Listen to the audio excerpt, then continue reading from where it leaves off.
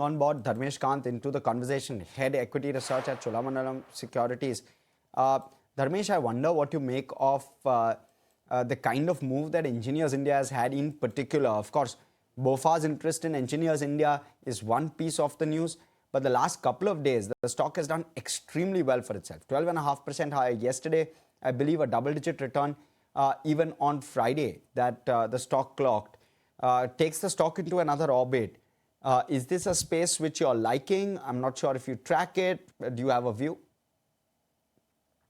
Yeah, good morning, Ash. Thanks for having me for Very the good show.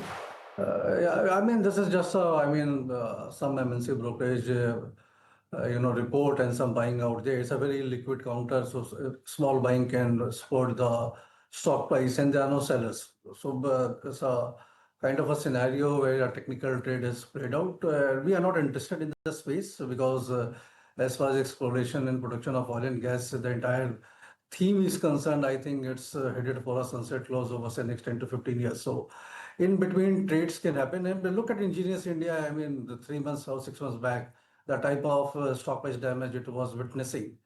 So such kind of a trades will happen in a market which is very volatile, trying to find out, a value proposition where margin of safety is high. And that kind of small trades can play out. I don't think long-term traction can be built based on the stock price action which has happened yesterday. So we are, I mean, oil and gas upstream companies, we are totally away from that. Right. Dharmesh, hi, morning. Quite spellbound, the move that you've seen in PSUs, and this is minus banks that I'm talking about. Any themes that look interesting within PSUs still, even after the move that one has seen in the last 1 month? Yeah, good morning, Aisha. I mean, the only space which looks very attractive to me is the defense space. And there has been a price damage. I mean, last 1 year, except BEL, none of the companies posted good set of earnings, or the stock price action was missing out there. A lot of noise was built around the execution capability and things like that. I don't think that's a problem at all.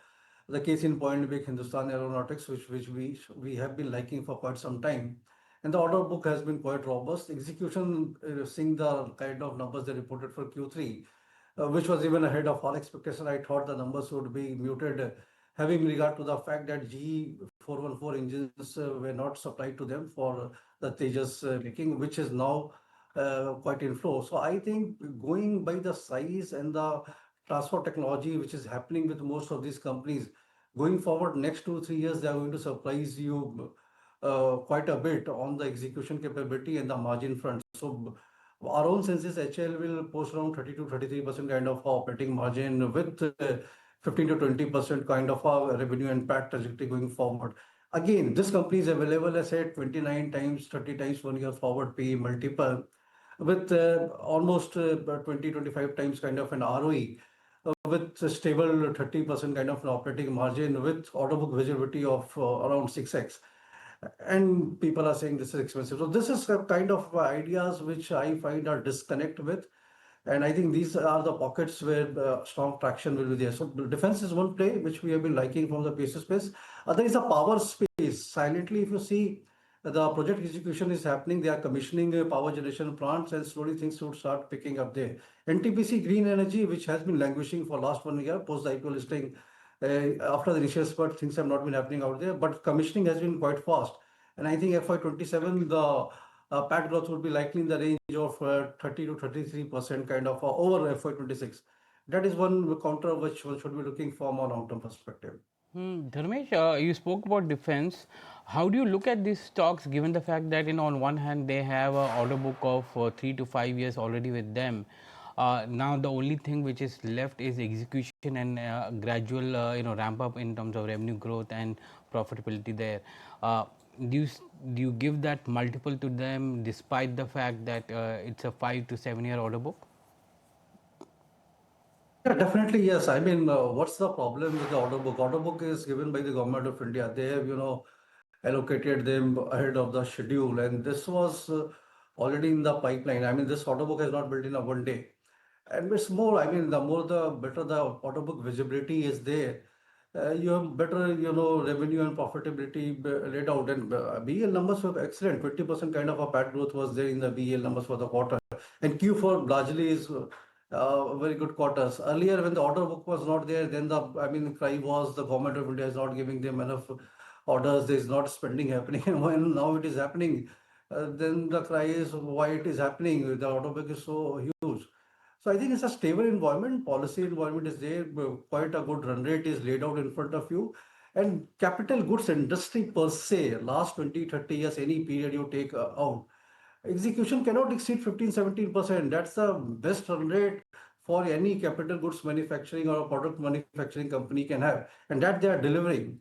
So, the execution problem, just because the size of order book is humongous, I think that's a misplaced kind of a theory which people are setting about. Interesting. Okay.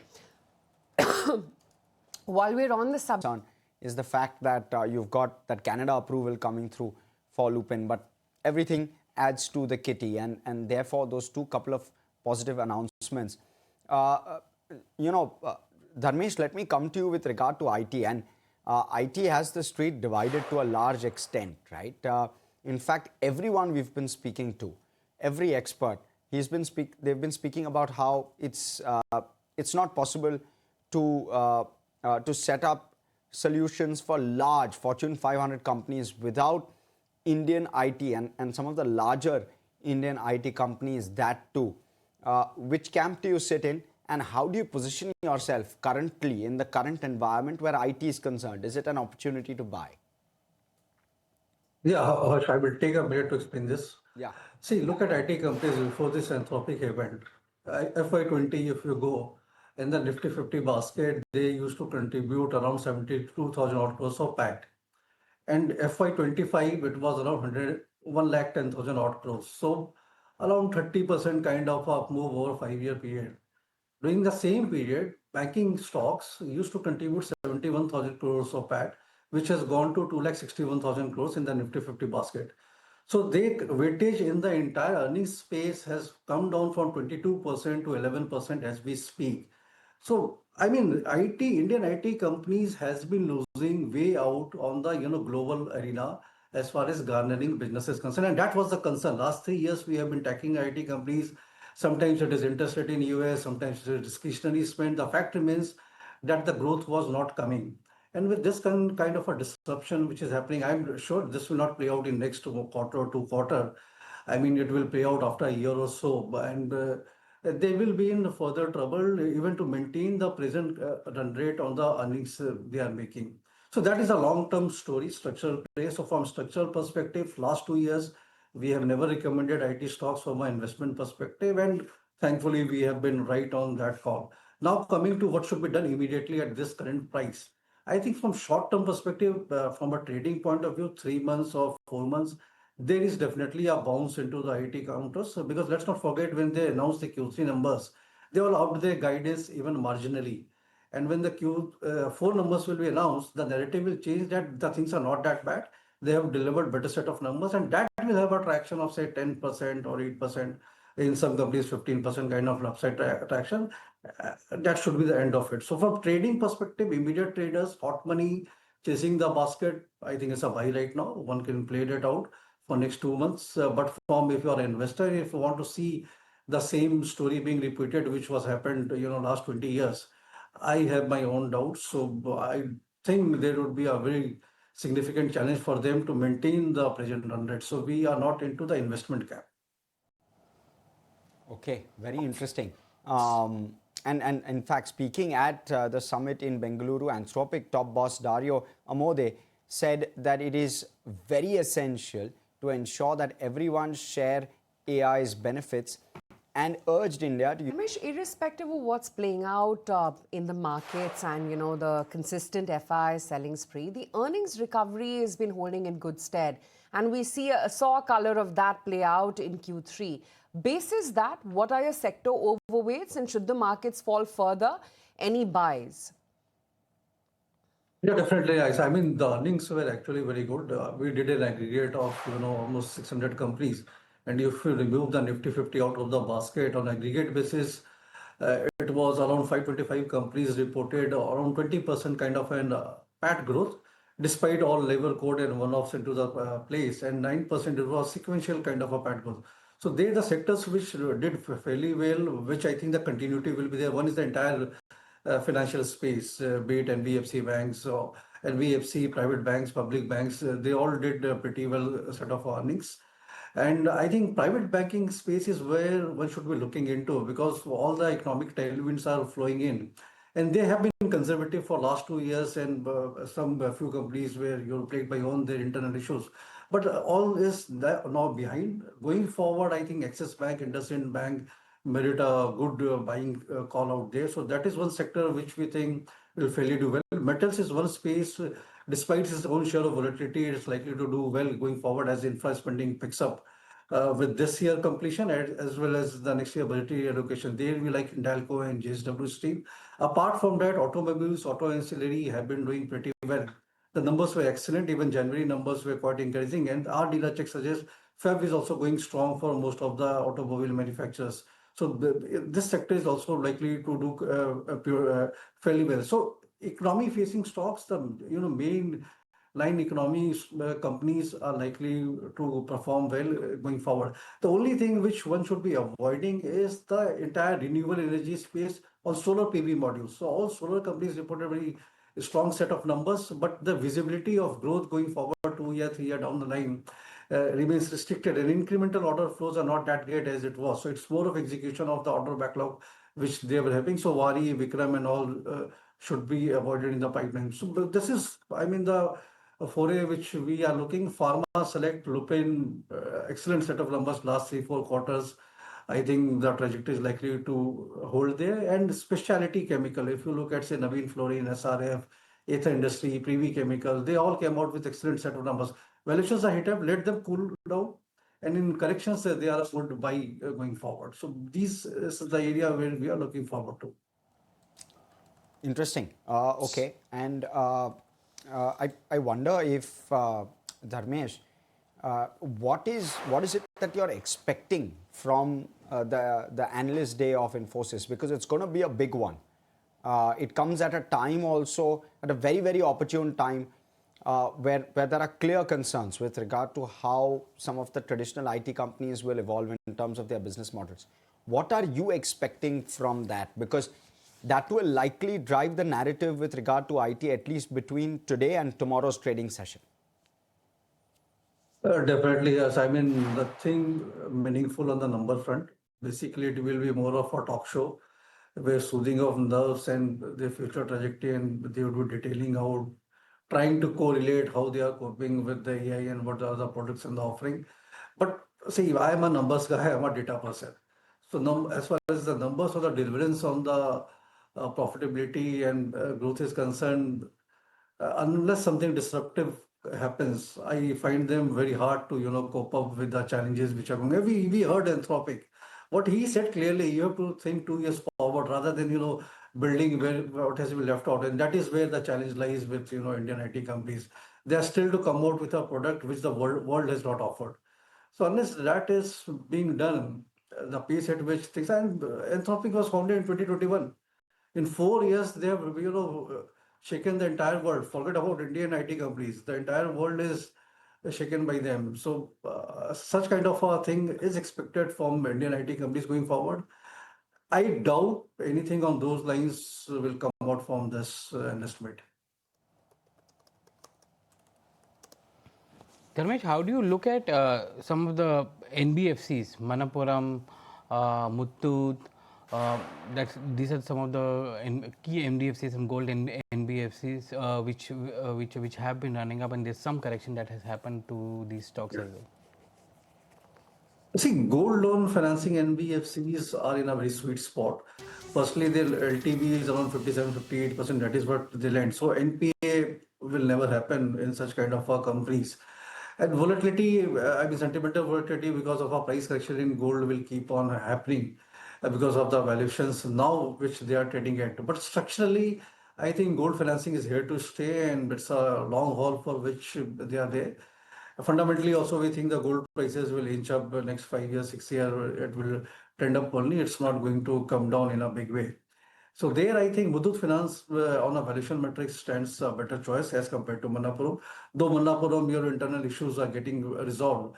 their microfinance division and the PE investment which is happening out there. But still, we are advocate of Muthoot Finance, and structurally more players are entering into now. Banks are also doing the gold financing, be it SBI, Federal Bank, and other NBFCs in the place. So largely we are bullish on the entire segment, but we vary our valuations. One segment which has been neglected for quite some time is the housing finance companies. So those areas now should be looked into with a lower interest rate regime. And there, I mean, Aadhaar Housing Finance or a PNB Housing Finance, LIC Housing Finance should be looked into. Okay, interesting. And Dharmesh, any other pocket or space that's looking interesting to you in terms of risk reward? Anything that stood out for you in this earnings season and now looks really, really compelling from a risk reward standpoint? Yeah, definitely. I mean, there are three companies. One is IREDA. The type of correction which we have seen the entire year is, despite AM growing over 25-30% for last 3-4 quarters. So those numbers were excellent, and the type of push on the renewable energy space is there. I think it's a very attractive valuation which is available. Other which we are banking for this entire year is IndusInd Bank from the private sector space. I think a lot of cleaning has been done. The worst is behind it. Going forward, things are likely to improve. Maybe 1 or 2 quarters more of a slowdown, but we have immense, trust from Mr. Rajiv Anand. I think the all inefficient, whether it is asset or liabilities, he is getting rid of, and that will show up in the earnings going forward in a half year. So it's available at 1 times price to book. So a lot of catch up there to play. So that is one area which we think is likely to be a multi-bagger. And one stock from the IT space, it's a product company, not a software company, that is Orient Pro Solutions. I mean, we came out with an IC last year, Diwali time, and from then till now, almost 7-8 order wins they have done, significant ones. 1,700 plus crores of order is sitting there. I think the pipeline for data center and others is huge. If some of them materializes, it's deep value wise, standing at around 17 times FY 28 PE multiple. So quite a value gap out there. Stock prices corrected significantly. The run rate has been 25-30% on the PAT and revenue from the last 3 years. Going forward, I think 27-28% is gettable. So market will acknowledge this at some point in time, and then I think it become a deep value buy. So these are the three companies where I think can be a contra bet in the prevailing market scenario. Lender, IT. Yeah. So 2 lenders and IT. I wonder, Dharmesh, if at all REC PFC also pops up for you in terms of compelling risk reward plays, because you've got these at maybe 4-5 times price to earnings now, and with the merger likely to happen, it's something that's likely brewing in that space as well. How are those looking? Yes, I mean, valuation was always very, compelling for PFC, REC over the last 3-4 years. The only problem historically with them was the discount thing. So now that is getting also resolved in a big way. And I think let this merger happen, it will still take time. It's in a sweet spot, 100%. I mean, they are the major power financiers for any development coming there. And as far as the government of India projects for 2030, almost 12 lakh crores of funding would be needed for all these power generation capacities to be put in place. Roughly around 350 gigawatt of commissioning will still happen. So that kind of funding, I mean, majorly will come from these two companies. Almost 60-70% will come from them. So it's a buy, but I don't know when. I mean, this entire re-rating will happen maybe post the merger, and then the thing should start moving. So if a long-term investment for 2-3 years kind of a thing, 3 years, 4 years, then definitely PSU makes a good portfolio buy. Okay, interesting. Dharmesh, we let you go on that note. Thanks as always for your time. Thank you so much. But the good thing yesterday was not just the Nifty recovery, but the broader market strength as well. Kunal, any mid-cap strategies that come to your mind? Yeah, so